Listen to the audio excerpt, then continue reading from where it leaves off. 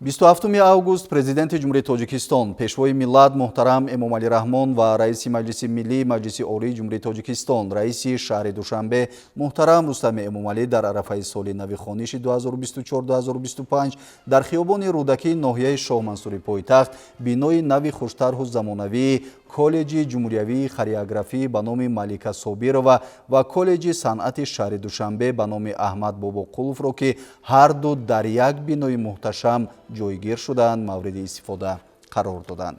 Иншоот дар доираи татбиқи сиёсати фарҳангпарваронаи президенти кишвар муҳтарам Эмомалӣ Раҳмон дар доираи иқдомҳои бунёдкорӣ ҷиҳати истиқболи шоиста аз ҷашни 35-солагии истиқлоли давлатӣ дар заминаи иншооти ёрирасони муассисаи давлатии театри Академии опера ва балети ба номи Садриддин Айнӣ бо усули баланди меъморию шаҳрсозӣ бунёд гардидааст. Бино аз 3 ошёна ва таххона иборат буда, аз симхонаҳои кушоду барҳавои дарсӣ, утоқҳои муҷаҳҳази корӣ, тамрингоҳҳо, маҷлисгоҳ, ошхона бо 56 ҷойи нишаст ва дигар иншооти муосири ёрирасон иборат аст. Маҷлисгоҳи бино дорои 126 ҷойи нишаст буда, барои гузаронидани чорабиниҳои фарҳангии муассисавӣ ва консертҳои хурди санҷишӣ мувофиқ аст.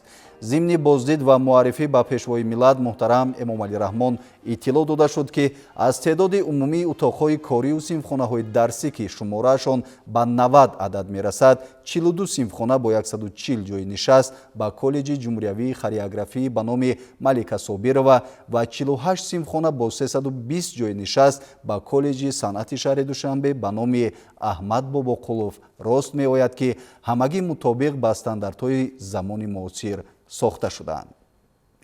дар баробари утоқҳои корию симхонаҳои муосир, ҳамчунин коллеҷ дорои 8 толори барҳавои рақс барои жанрҳои гуногун пешбинӣ гардида, шароити таълим дар муассисаи мазкур ба стандартҳои байналмилалӣ мутобиқ гардонида шудааст.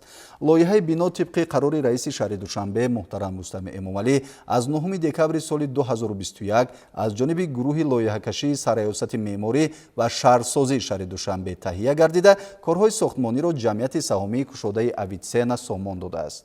намои берунии бино ба театри давлатии Академии опера ва балети ба номи Садриддин Айнӣ шабоҳат дошта, бо назардошти иншооти ёрирасон масоҳати он 3600 метри мураббаъро ташкил медиҳад.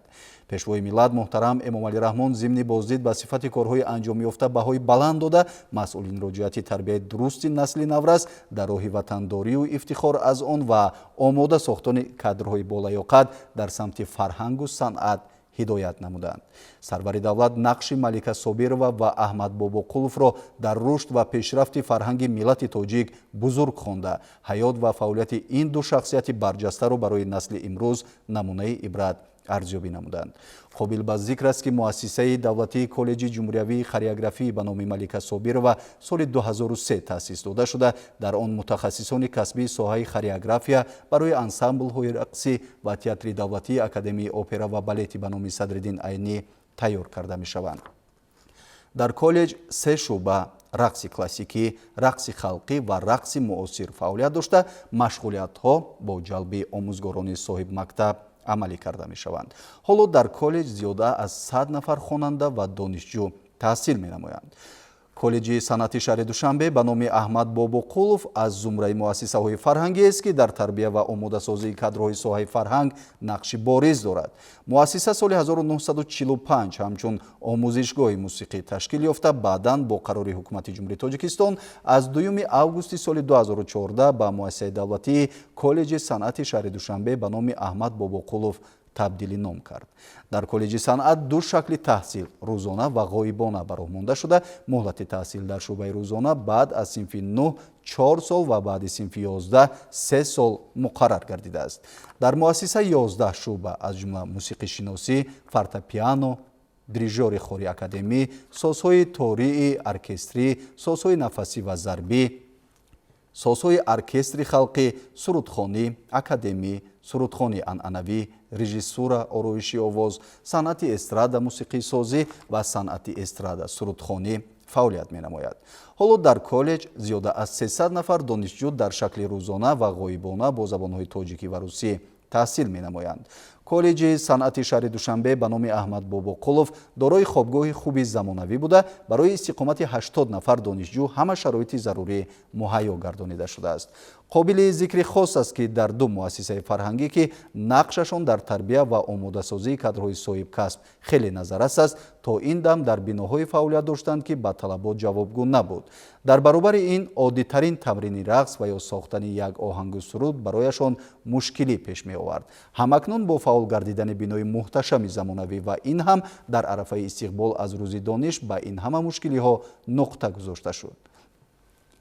коллективи бисёрнафараи колледжи ҷумҳуриявии хореографӣ ба номи Малика Собирова ва колледжи санъати шаҳри Душанбе ба номи Аҳмад Бобоқулов аз ин тӯҳфаи роҳбари давлат изҳори қаноатмандӣ намуда ваъда доданд ки минбаъд фаъолиятро дар ин самт беҳтару хубтар мекунанд ва дар рушди фарҳанг ва татбиқи нақшаву ҳадафҳои ҳукумати кишвар нақши арзандаи худро хоҳанд гузошт. пешвои миллат муҳтарам Эмомалӣ Раҳмон дар мулоқот бо аҳли ҳунару тарбиятгирандагони муассисаҳои мазкур барои дастгирии сиёсати давлат ба онҳо изҳори миннатдорӣ намуда дастур доданд ки минбаъд низ фаъолиятро дар низоми мазкур хуб ба роҳ монда дар омодасозии наврасону ҷавонони ояндадор барои дар сатҳи ҷаҳонӣ муаррифӣ сохтани фарҳанги миллӣ нақши назаррас гузоранд. зеро фарҳанг ҳастии миллат буда рушди он аз устувории давлати соҳиб ихтиёр шаҳодат медиҳад.